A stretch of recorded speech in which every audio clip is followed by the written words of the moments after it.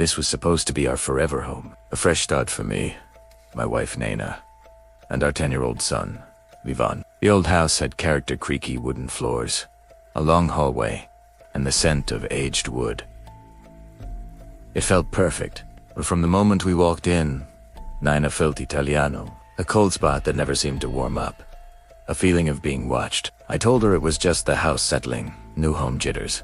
Primera, Hawaii is wrong. It all started with the door at the end of the hall. It was old, made of dark, heavy wood, with a tarnished brass handle. Deep, angry scratches marred its surface, as if something had desperately tried to claw its way out. The door was locked, sealed shut.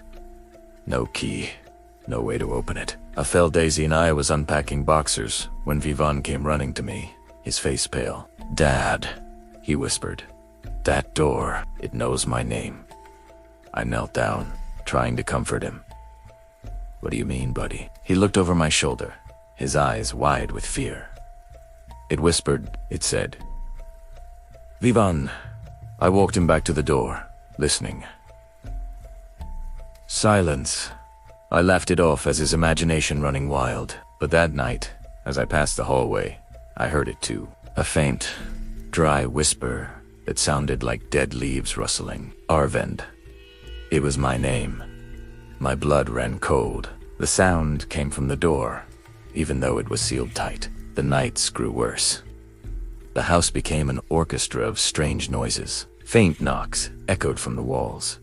The old wiring made the lights flicker at odd hours, and the temperature would plummet without reason. Nana started having terrible nightmares. She'd wake up screaming, talking about a woman with pale, cracked skin and white eyes, standing just behind the locked door, watching her. One morning, she showed me angry red scratches on her arm that she couldn't explain. Meanwhile, Vivan stopped playing. He spent hours in his room, drawing. He drew the same thing over and over. Our house, our hallway, and a tall, thin woman with tangled black hair and empty eyes standing behind that door. He had never seen her, yet he drew her perfectly. My logical mind was fraying. I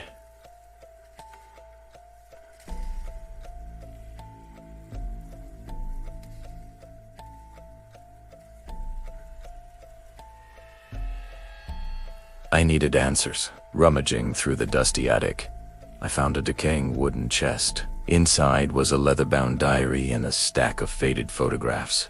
The diary belonged to a woman who lived here decades ago. Her name was Anjali.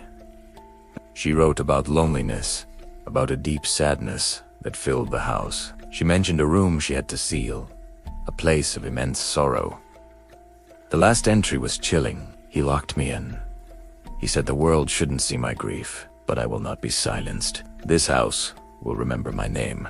This door will hold my voice. I flipped through the photos. There she was, the woman from Vivan's drawings. The woman from Nana's nightmares. Her eyes, even in the old black and white photo, seemed hollow. The whispers grew louder, more demanding. They weren't just names anymore. The door started to taunt me, whispering my deepest fears.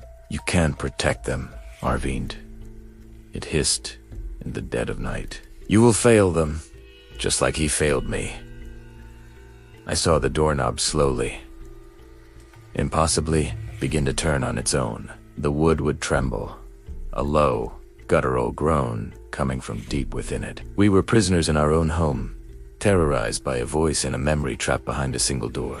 One evening, as we sat together in the living room, a loud crack echoed from the hallway. We froze. The locked door, which hadn't moved an inch for decades, was now slightly ajar. A sliver of pure darkness was visible. A cold, foul-smelling air crept out from the gap. And from the darkness, we heard it. Not a whisper, but the sound of a dry, rattling breath. I grabbed a heavy iron poker from the fireplace, my hand shaking. "Nana, get Vivan, and go," I yelled.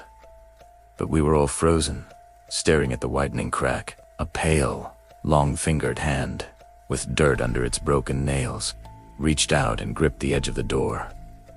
Then, we saw her face, cracked skin, tangled hair, and two completely white eyes.